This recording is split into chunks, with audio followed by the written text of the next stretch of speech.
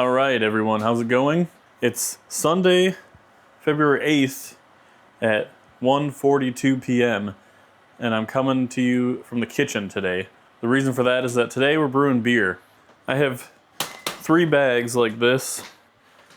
Here, there's 2 more hanging out in the freezer. There's another one down there somewhere.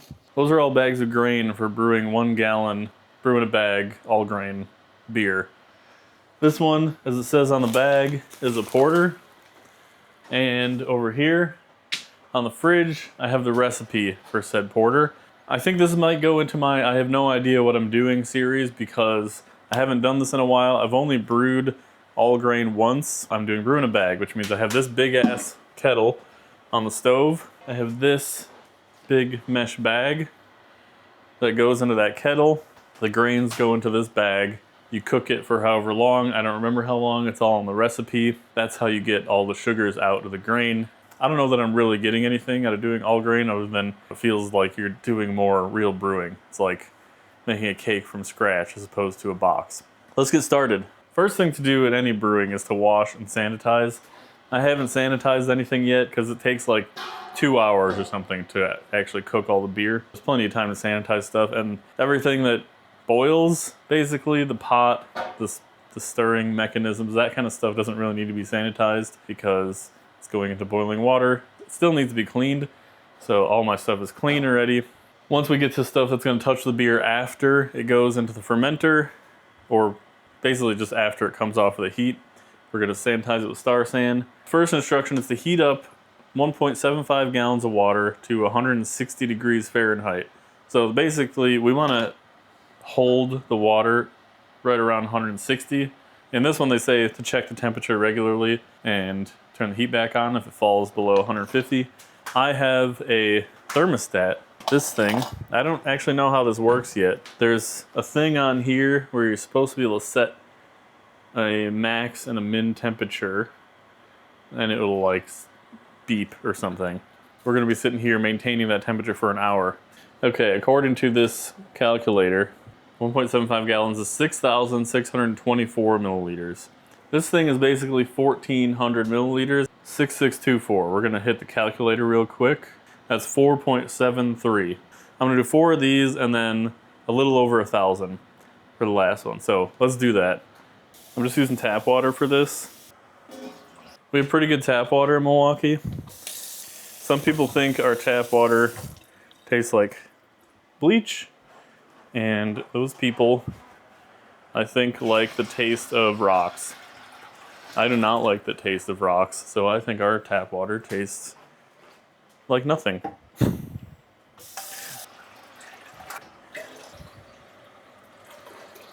Okay, there we go, 1.75 gallons. Next step is to get the water up to 160 degrees. So I'm gonna turn on the heat. That's a little off center. That's pretty good that way. It's pretty centered that way. And we're just gonna turn that up basically as high as it goes. I'll see you when the water's hot. Got the thermo probe going. So this is going to, I think, start beeping at 160 degrees. I've never used this function on it yet, but we'll see how this goes. All right, we're at 160. Problem I had last time that I am now remembering again is that this bag is too small to fit around the top of this big ass pot. If I recall, last time I used this pot and I had to kind of like partially put the bag in. So we're gonna try and see what that might look like. And I think I started like this. I hooked around the handles, right? Like, it's in there. It's good. And I'm gonna put on, I have a bunch of these binder clips. Oh, Jesus. Then I'm just gonna put here, just for insurance, to make sure that doesn't fall. Maybe this is how I did the whole thing last time, because I bet. Maybe if I put something on top to weigh it down. So let's go ahead and put the grains in. And I'm gonna try not to spill them into the actual water. We want it to be in the bag, right? So far so good. Boom. Grains are in. I'm gonna set the timer for 1 hour. Oh, it smells amazing already. Okay, and now I'm gonna use my whatever this thing is called. There's some fancy German name for it, I think. Just to stir the grains and make sure they get all soaked. Here's what we're looking at right here. Basically just oatmeal is what we're making right now. Smells awesome. Let's get the thermometer in. Okay. Let's do this, fuck it. When in doubt, put a heavy ass cast iron thing on top of your lid to hold it down. I'm gonna turn this now down to 150. Maybe you can't go in that direction. Maybe it only goes up. That kind of sucks, actually. I think I threw away the instructions for this thing.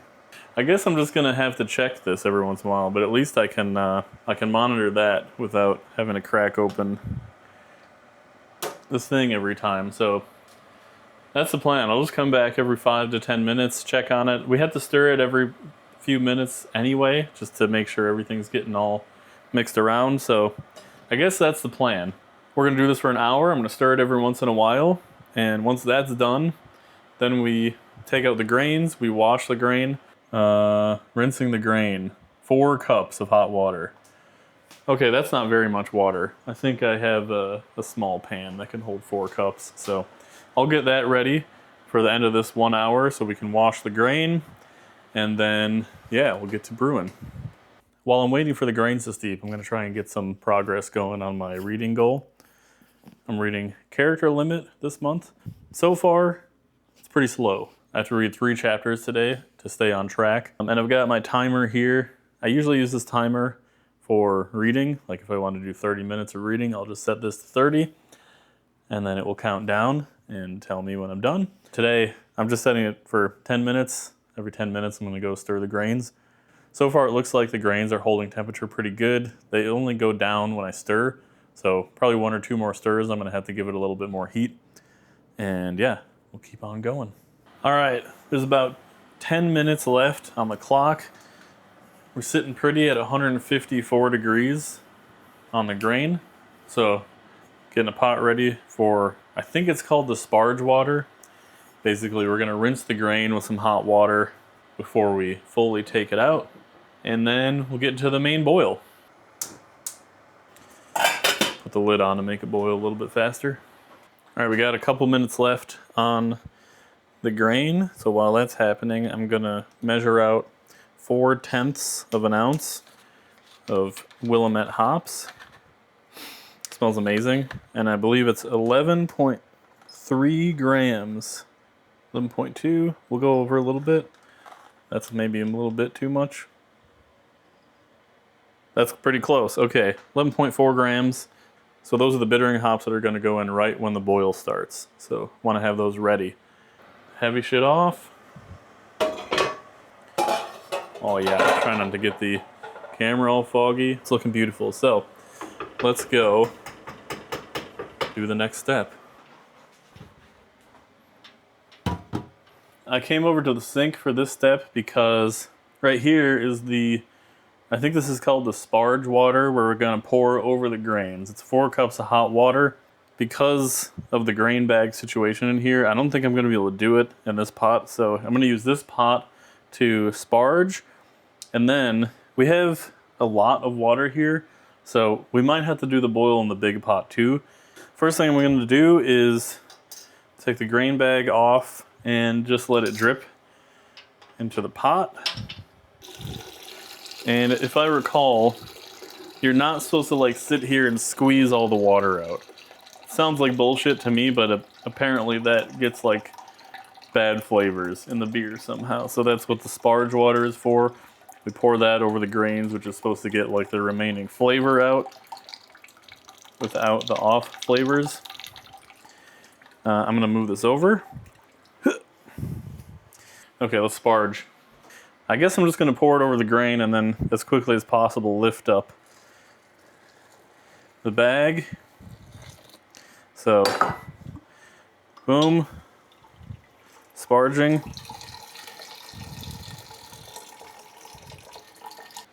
Okay, I think that's gonna have to be where I call it. So that's gonna go plop on the sink. This goes back in.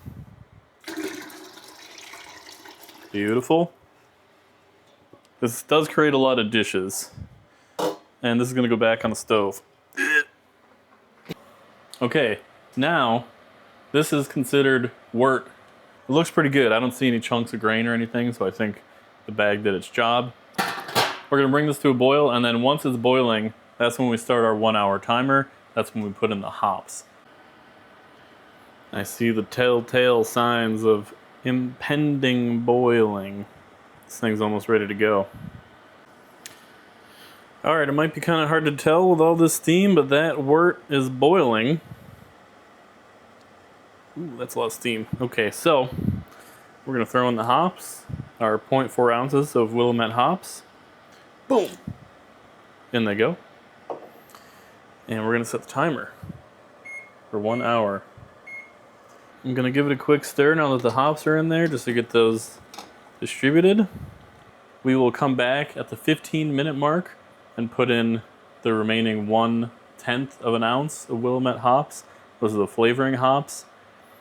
And while this is boiling, I'll also be sanitizing the equipment for fermentation. I forgot to film this, but I've got the fermenter filled with star sand, and in there I have the airlock, the bung, the scissors. I have my thermometer sanitizing. I've got the yeast, the lid. Pretty sure that's everything that needs to be sanitized, so that once we put the beer in there, we'll have no bacterial growth. We're at the 10-minute mark. Actually, we're at the 9-minute mark, which means I'm a minute late to put in the flavoring hops right here. So I'm gonna toss those in right away. Boom. Smells great. I technically put in about twice as much as you're supposed to put in, but they give you way more hops than you need, and I like hoppy beer. So we're gonna see how this goes. Now in 8.5 minutes, we'll be turning this off and cooling it down. Can you see the hops? Oh, can probably only see steam. Yeah, there's the hops. There's the hops. Look at them go. Okay, that's the end of the boil. Pot goes off. And now is the time where we need to cool down the wort as quickly as possible. Usually I do that in the sink, in an ice bath, but I think I have a better idea for today.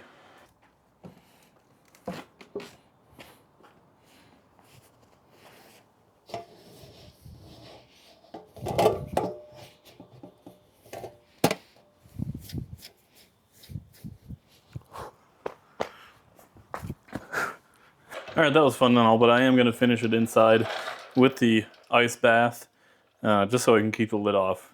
Having the lid off outside is probably a great way to get random chunks of nature in your beer, which I don't really want. This is now cooling off in the ice bath. Look, I got some nature on the side of the pot right here. I'm gonna go wash my hands real quick, and then I'm gonna get the thermometer set up. Usually at this point, anytime I touch anything that's sanitized, I'll put a little layer of sanitizer on my hands. That's why I keep the fermenter, even though this thing has been sanitized a million years ago. It's good to have that handy. So I've got that. I also have this mason jar with just a little bit of sanitizer in there. And I'm gonna hit my hands and that thing with a little more sanitizer. I got leaves in the ice bath. Not ideal. The instructions say you want to get it down to 80 degrees. If I recall from beer brewing, it just needs to be under like 100 degrees for it to not kill the yeast. So basically what I'm gonna do is I'm gonna wait until it gets to 100 in the middle, 117, 115 in the middle. So it's cooling down. I'm going to put this away for now. I have this meat thermometer, which has been sanitized, but I'm gonna put it back in the sanitizer. 119 in the middle. So I'm gonna leave that here and just let this come down to temperature. If it's taking too long, I'll throw some more ice in there. Actually, I might do that now since it's floating. There's actually a little bit too much water.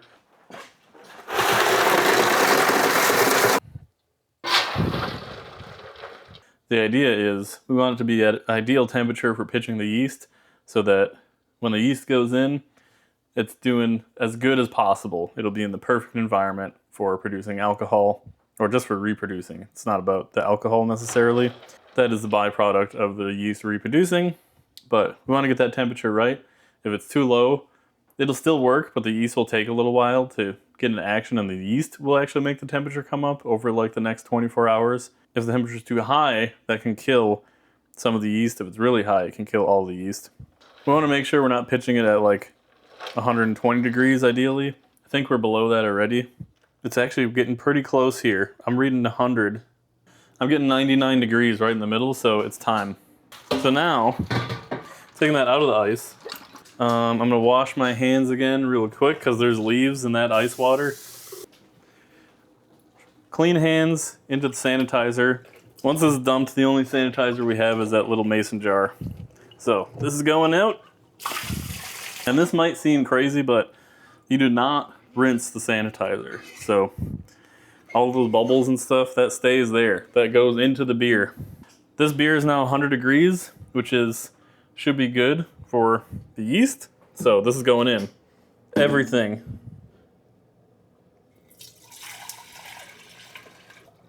And I can tell you already, that is more than a gallon. So let's take a quick peek. We got a little bit extra. The beer is going to be slightly weaker than it normally would be in flavor and alcohol, but what are you going to do? Next thing is yeast gets pitched. Oh, I accidentally put the scissors here. So the scissors are also sanitized. They were on the cutting board just now, which is not ideal. I'm going to dip them. Everything that comes into contact with the beer or the yeast or whatever, anything that's going in here needs to be sanitized. So there's our yeast. Boom, looks like that. Bunch of little balls. This is a full pack, the Safe Ale SO4. This is designed to brew 5 gallons of beer. Since we only have slightly over 1 gallon, I'm gonna use like half the pack, I think. Because if I use the whole thing, it's gonna go crazy. Boom. Probably go a little more.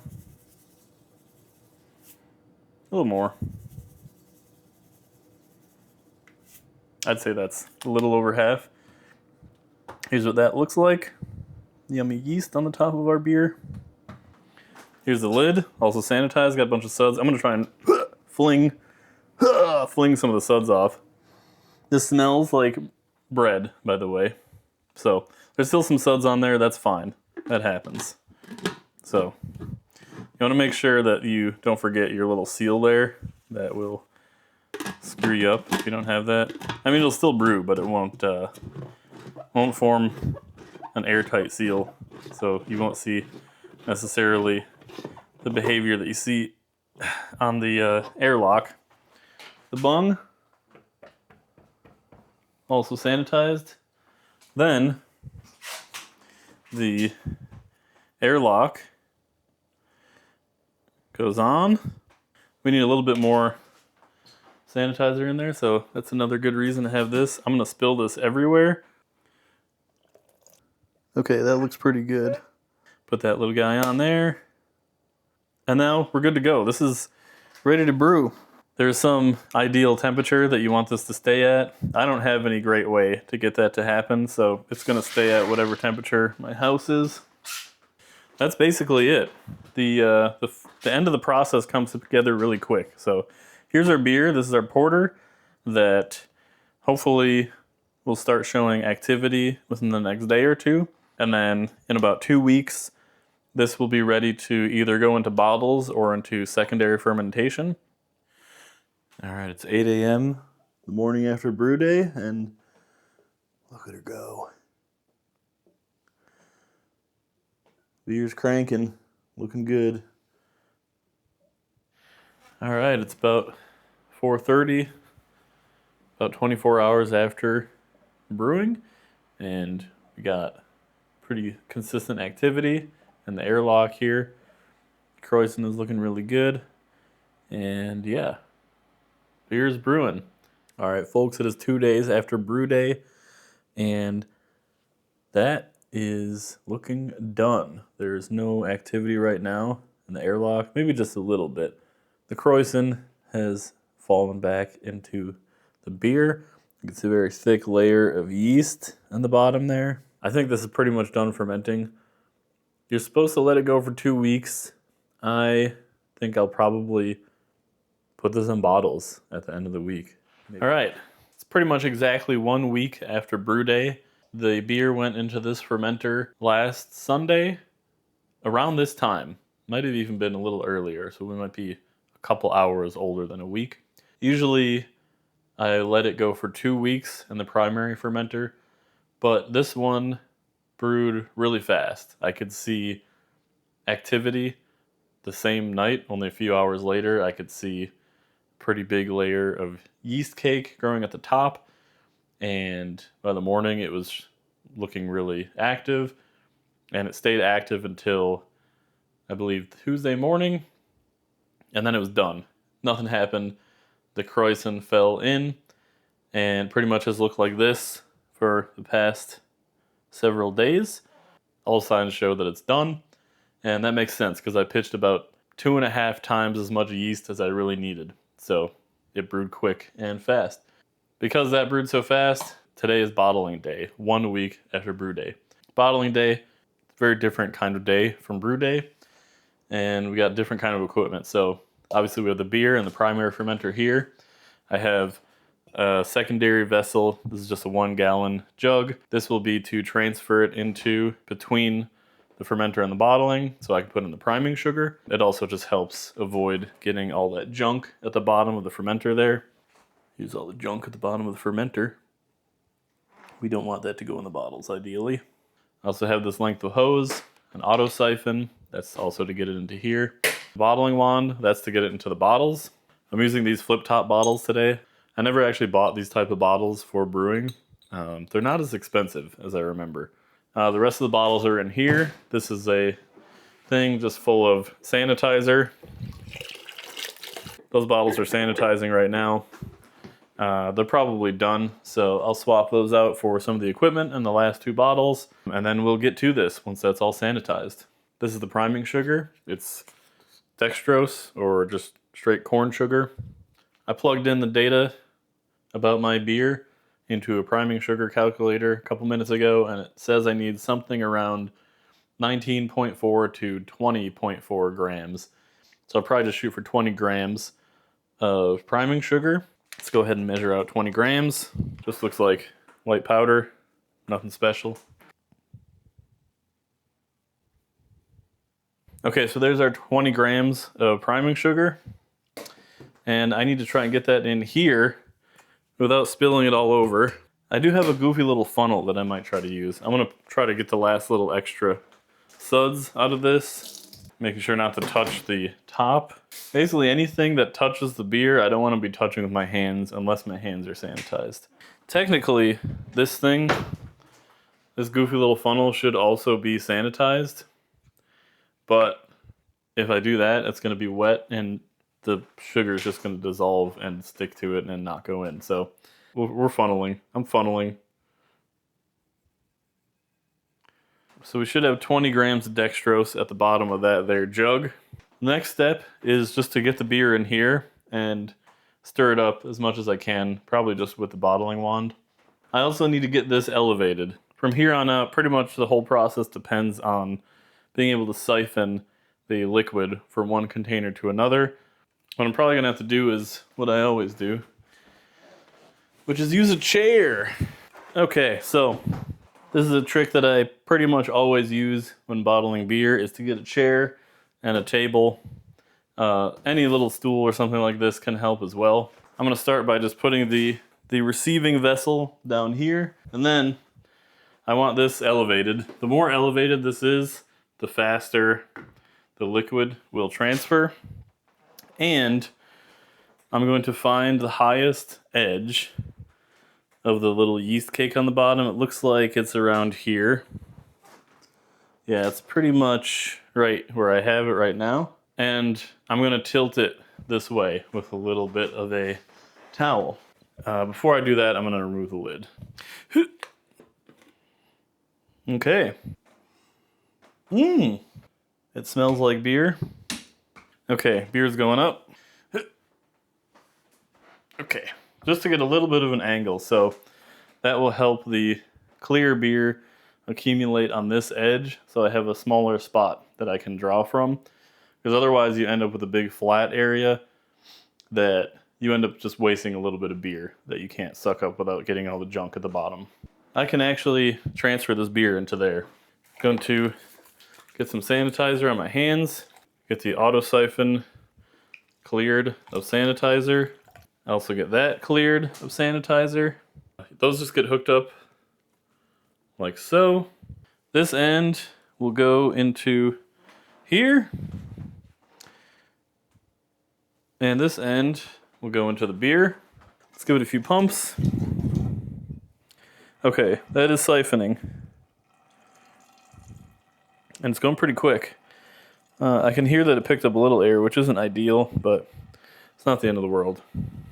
It definitely is not visible on camera, but I can just barely see the end of the auto siphon through the glass right here. It's a dark beer, so it is hard to see, but it's helpful to be able to see just to make sure. Right now I want it to be only in the beer. As the beer gets further down, I'll move it down with the beer. Eventually, once the beer is really far down, I'll start putting it into the trube.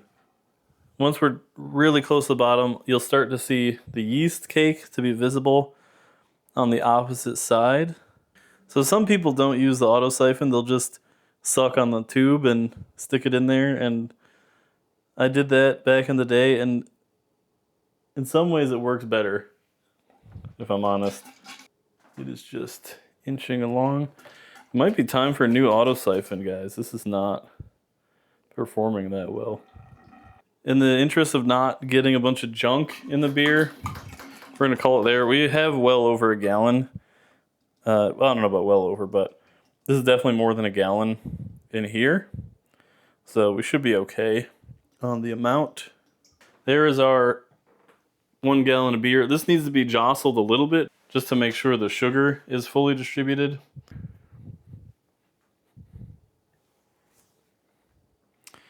Okay. Now, it can go in the actual bottles. Hopefully this is stirred up enough. If it's not, we'll get some bottles that are more carbonated than others. After sitting for a little bit, the bottles will have gathered a little bit of unsudsify sanitizer. So I just like to pour that out. Here are the bottles. Oy. So the way this works, I will be using the auto siphon again just to get the liquid moving. So let's get that on.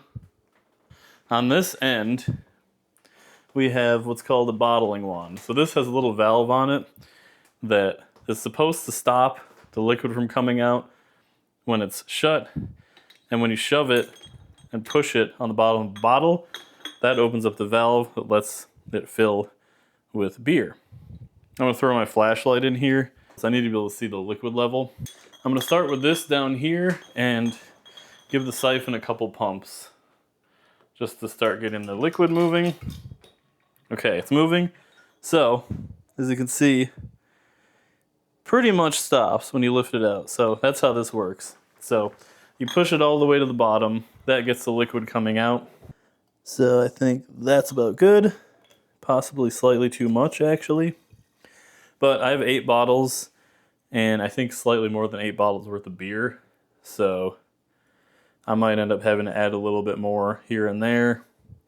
Because of the way this auto siphon works, we'll end up with a decent bit left in there.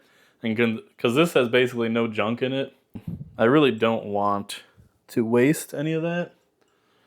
So I'll probably use that little funnel to get the last little bit into the last bottle.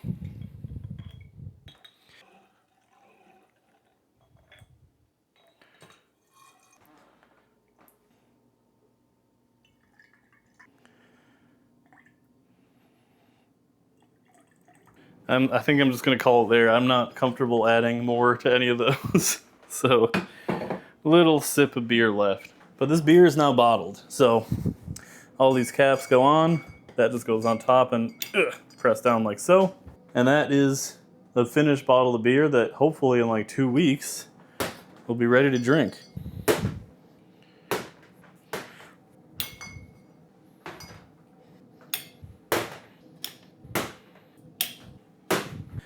Okay, this gallon batch of porter is bottled and basically done. The only thing left to do now is wait.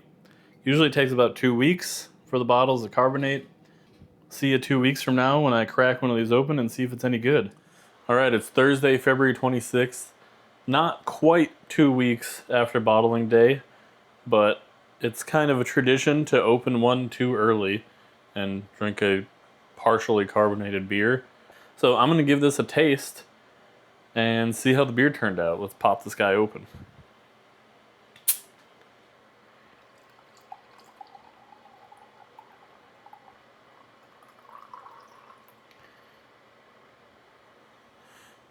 There we go. And it's definitely carbonated.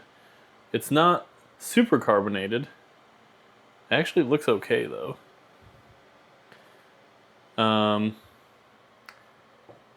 give it a taste. It smells great.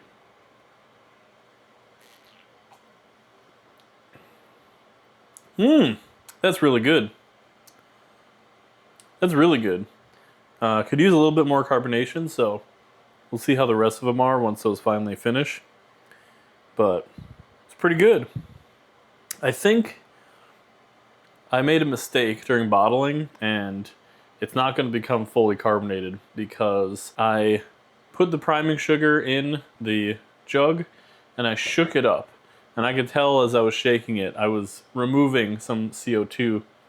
And I remember from the priming sugar calculator, part of the reason you have to put the temperature of the beer in the calculator is that depending on the current temperature of the beer when you do the bottling, it already has some CO2 in it just from the brewing process. When I shook it up to distribute the sugar, I was letting out some of that CO2. So I think even the ones that go fully are not going to be super carbonated. Doesn't really need to be, it's a porter, so it's not like a Hefeweizen or something that's supposed to be super carbonated.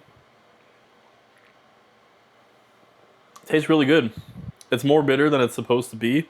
I could tell that it's more bitter than a porter usually would be, and that's because I used a little bit more hops than I was supposed to. But I think it's good. It gives it kind of a crispness. That's good beer. That's legit good beer. It's kind of crazy to think that a few weeks ago I just soaked a bag of grain in some water for like an hour and cooked it and threw some leaves in there and stuck some yeast in it, and it comes out and it tastes like this. That's crazy to me that this is just plants and water and yeast. Success on the first batch of beer. There's 2 more batches after this. I'll probably be doing I think it's a stout next. Oh, one of these is a Hefeweizen. So that'll be a summer one, so I won't be doing that one next. Yeah, so the next one will be this Irish stout. So I'll try to get that done also pretty quickly the way I did this one, because I want that to be drinkable before it gets too warm out. It's kind of more of a cold weather beer. Sorry, I had to go stir my rice in between sips.